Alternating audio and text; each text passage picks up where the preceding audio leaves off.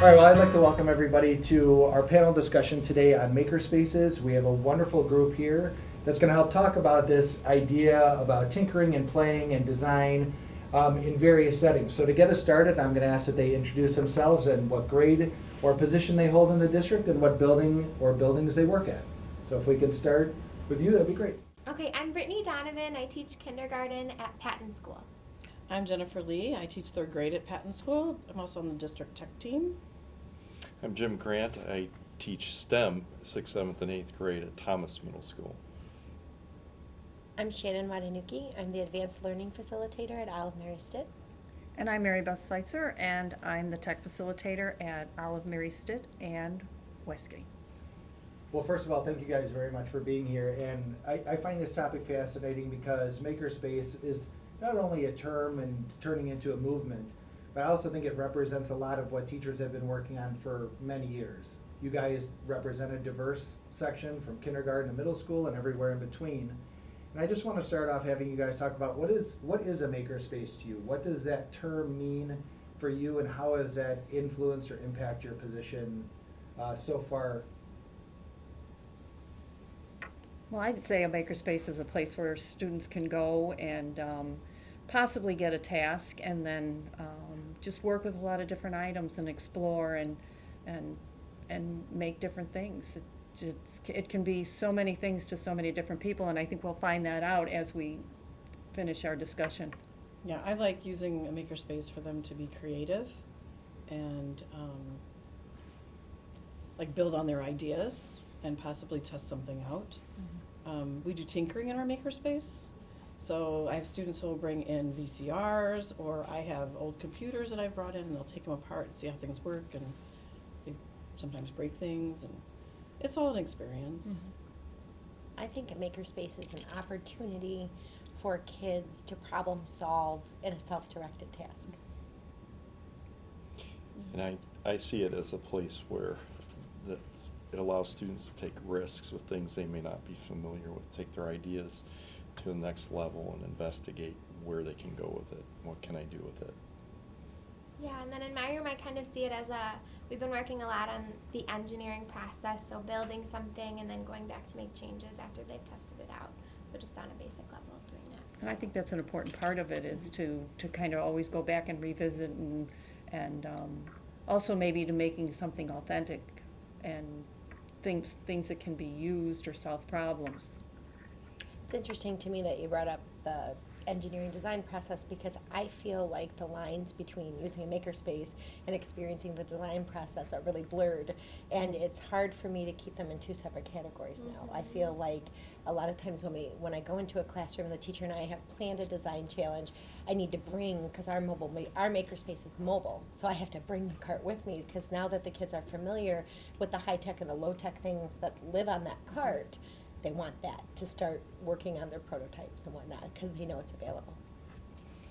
That's true. I have a makerspace in my classroom, so I have the high tech and the low tech, and it's just an opportunity for the kids to go over there and explore. Also, during class time, we've done novel engineering, where the kids have used a book to come up to solve problems. They've come up with ideas, they've collaborated. They've built their projects, they shared them, they presented. So I think presentation is also quite interesting when they are presenting their own ideas on something they've created. We have a 1-2 multi-age over at Westgate, and there's 2 teachers that work together in this 1-2 multi-age, and they use their makerspace as part of their morning work. So they'll put out they have an area which the kids can go to, and they were studying the Iditarod, so they had to make Iditarod, they had to make sleds. They were it was around Valentine's Day, so they gave them the challenge of making their Valentine box. So they try and fit it in their morning work, and also it's part of what's going on in their classroom and in their curriculum. They did an egg drop, so they built the boxes for the egg drops and had those tested out, and so there's a lot of thought and work going on in these areas too. I like that I'm sorry, go ahead. Yeah. Well, and I'm talking the continuum. In middle school, we kind of formalize the design process. We walk them through brainstorming and rough sketching. final drawings, and then through prototyping and production. And we have a lot of tools in here, like 3D printers are one of them, but we also have wood and plastics where they can fabricate a representation of their design. So we actually, we build upon what you guys do in elementary and formalize it and take them to the next level. I'll be really interested to see in the next few years if you have students who are more solid in their understanding, because we do all those steps from kindergarten on in an age appropriate way. And you actually, know? the 3D printing class that we did, I'm already seeing a change. We're like 2 or 3 years in, and this is, I see students more comfortable with taking risks and generating designs. And their first inclination is, well, I have this great idea, why can't I do it? Well, when pushed, they can take it to the next level without too much prodding from me or others, so I'm definitely seeing a change already. And that's what I kind of like about this, is that I had a student the other day who was trying to figure out how to take a 2-dimensional image and change it into 3D. It's tough. And I was really busy with other students, and so he took it upon himself to actually figure it out on his own, Nice. which I thought was fantastic. So it's like they're self-directed learning and going through a process, so on their own without you even stepping in and just saying, I'm really sorry right now, I'm busy, but I'll be right back to you in a moment. And by the time I got back to him, he had already figured it out. Now, how does that work in kindergarten? Because I know those little ones are, So I really encourage them to make sure it's purposeful in what they're doing. So kind of giving them a task card or something to get them started with the problem has really sort of helped. And then You- maybe eventually they could choose the problem and things like that. And you have a really cool marble wall in your Oh room. yeah, so I have a magnetic board, and then they have to figure out how to move the magnets so that the marble won't fall. oh, And they love that. Yeah. They're My son choosing it has every that at step. home, and he'll sit in Science front surplus. of, my first grader will sit in front of the dishwasher. He would do that for an hour if he had an hour to spare. But it's really neat, the problem solving and how they have to move them around so that it'll work. Did you create your task cards, or was it a resource that you Yeah, found so somewhere? our Kristen Mack, the advanced Learning Elf. facilitator. learning Elf. facilitator, she helped sort of create those. And then we've done the novel engineering with gingerbread and different things that have sort of fit into the curriculum too. So, I think originally people think of Makerspaces either as a location or some set of high tech, and I know you guys have talked to that. Can you guys further expand on this idea of high tech versus low tech? What kind of tools are you using? And I don't know, maybe even dispel that myth that it's only about 3D printers or high tech stuff, and what's the value of those low tech experiences as well? Well, I remember the last Tech Academy, there were some Dremel engineers presenting with me, and these guys were making a lot of the hand tools. They've prototyped them.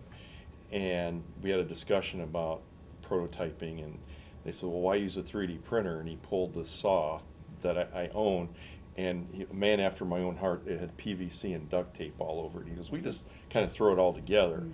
And that's, it's not always high tech. It's nice to use a 3D printer, but one of the things the guiding questions I ask my students is, what does the 3D printer bring to your project? What benefit? Because the 3D printer, it works great, but it's about where the technology that is affordable is about where word processing printers were in the early 90s. You could do a lot of stuff, but you used a lot of paper in the process, and we use a lot of plastic in the process. So I think a lot of kids are uncomfortable with going with the high tech right off the bat. They want to put their hands on it and tape it together, glue it together. So it's not always about the most flashy and latest thing. Yeah, So- we have a lot of cardboard in my classroom, pom-poms, duct tape, pipe cleaners, You have- paper clips. You go to Science Surplus, don't you? American Science Yes. Surplus. It's my favorite For my store. cabinets. Yeah. Whatever's available. So a lot of dollar store's a good place to get Yeah. things too. And they have these things at home, so they get so excited that they can go home and build the same thing there too. Well, we created a mobile makerspace at Olive, and an interesting thing about a mobile makerspace is last year at the beginning of the school year when I had the idea, I Googled it and I found one hit that a children's hospital had it. And it wasn't funded at first by an ABC 25 grant, but then later on our principal found money and we built it at the end of last year. We used a repurposed huge cart that was somewhere in the district not being used, and we made it cute. We filled it up with all kinds of things. And then just on a whim a couple of months ago, I Googled mobile makerspace and I got over 1 million hits. I mean, it just came up like that. And so in the span of just over a year, how that idea has taken off, that the supplies come to people. And we're pretty lucky that we have Spiros and Makeys and other high-tech things. We do robotics, all kinds of things, and games and puzzles that are, on the STEM side of things. Hands down, the thing the kids like the best is the box of stuff with cups and sticks and recycled wire racks that somebody gave us. And they will sketch, because we have a design activity that goes with it, and they just love to prototype. I don't care if it's kindergarten or 5th grade, that's their number one favorite activity. And I have an elective in 8th grade. It's Mythbusters in the Making. It's a basic engineering class. Well, that frame box over there, they pick from about 10 different completion tasks, and they have to use all 8 types of simple machines, but it has to fit in that box. And I have got all kinds of stuff around, and that's what they enjoy the most. And is, the challenge they have a flow chart, and the trouble is it has to fit in that box, and they want to cut things, they want to tape things. A lot of that stuff is consumable. Yeah. So how do you how do you keep replenishing it? There was one of the tech facilitators shared with me that they had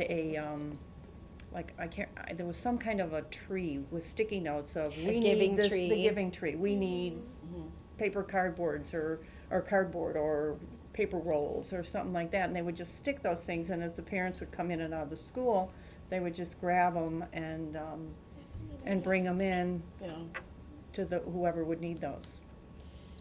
I put a push out in our blog. The first time I didn't get a big response, but when I look back, it was during December. It was during the holiday time. And then when I put it out a little later, I got more things, and I asked for leftover odds and ends from craft projects or small construction projects, and we got some neat things. Good. That's a good idea. And I sort of envision it as a center in the classroom, so slowly teaching the kids how to put things away, and then they could even be responsible of telling you when things run out and if they have no ideas too. So we talked a little bit about maybe the where and the what's in there, but I also hear a lot of conversation about risk-taking and self-directed learning. Can you guys talk a little bit about the value of the skills or the experiences that the students get when engaging in those types of activities? Some people want to know, are they just playing, are they just messing around, or beyond that, like taking risks and self-directed learning, what other really good skills do you see these kids using and learning over time working with a makerspace? It's a lot of problem solving and redesigning and. Go ahead if you. Yeah, that's just what I was going to say. Problem solving, and I always say to them, it's not what you do; it's what you find out in the process. Right. And that, I think, is what's more valuable for them. And what they take away from that is what they were able to do. But, I learned this in the process. Yeah, I talk about that a lot in class, that it's about the process. I mean, the end result is nice, but you may not always get to the end result you're looking for. It's the process and what you've learned along the way. I see a lot of collaboration going on between students Communication, when they're working on those type of things and asking each other, how do we do this, or what do you think? So I think collaboration is a big one too.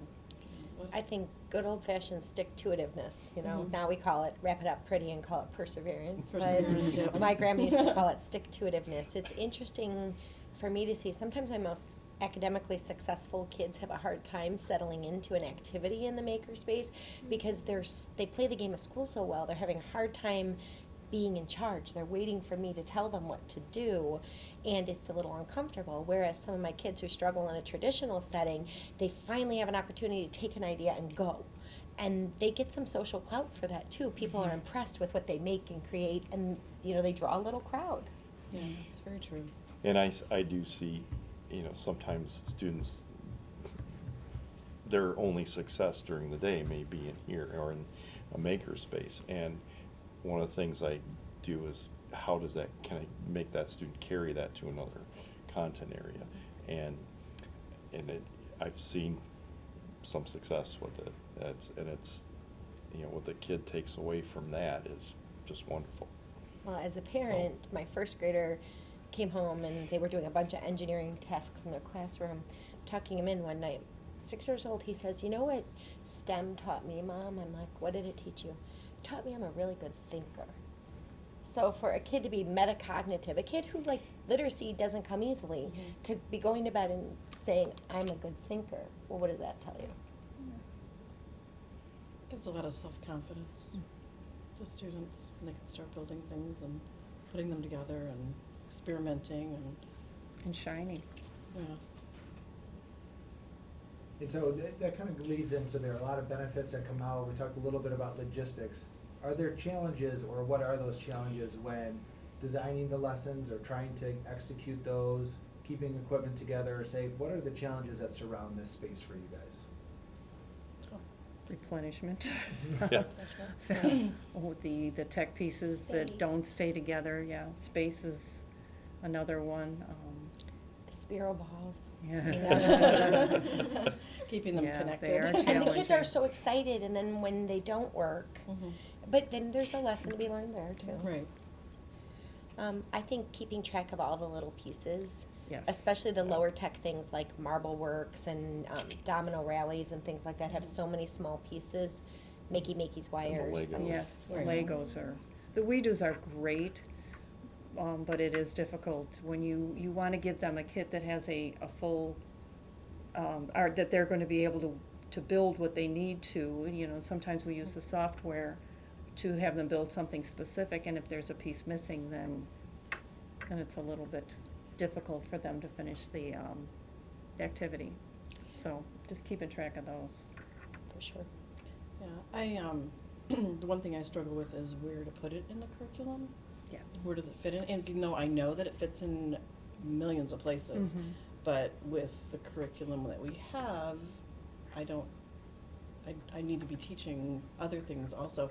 So I'm trying to figure out how to take what I need to teach and also incorporate it into a makerspace and having them think a lot more and collaborate. And Can you give us an example of what you've done recently with that?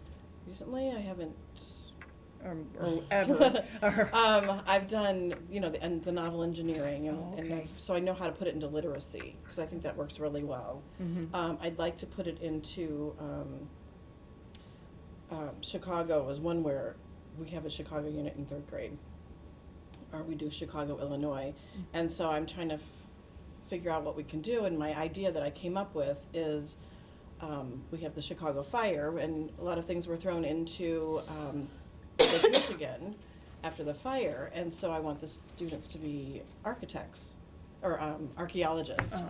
And when they're archaeologists, what would they find? And then I want them to create what they think they might find in Excuse me. Lake Michigan if they were to dig it up and see what's left over from the Chicago fire. Over at Olive, we're So- doing a lesson with force and motion, Okay. and Nancy did a Nearpod to kind of give them more of a in-depth look at force and motion, and then we just gathered some cardboard and some marbles and some, just all kinds of things, cups and Mhm. variety of things, and we're going into the classroom, and we've given them task cards of what force they have to take a video, build Mhm. something and take a video and explain why. So this was a great opportunity for us to get that into a lesson with force and motion. And I think with science, with the new next generation standards, it's woven in the engineering to Yeah. all There's of them. a Engineering challenge in every Yeah. grade level has an Yeah. engineering challenge. Right. Some in just one unit and some in more than one Mhm. unit. And you did some bridge building, didn't you? Yeah, we've done bridge building. We actually, with fifth grade, we looked at an energy problem, and they tried to prototype something that would like lessen the negative aspect of that energy type. And I teach, not in isolation, but we do, whenever I can, I bring science and math into it. And one of my lines is, don't you hate it when math sneaks its way in the STEM? So, Can't help it. yeah, so, but it gives what you're teaching relevance if you can relate it to not only to them, but also to other content areas. That's, Right.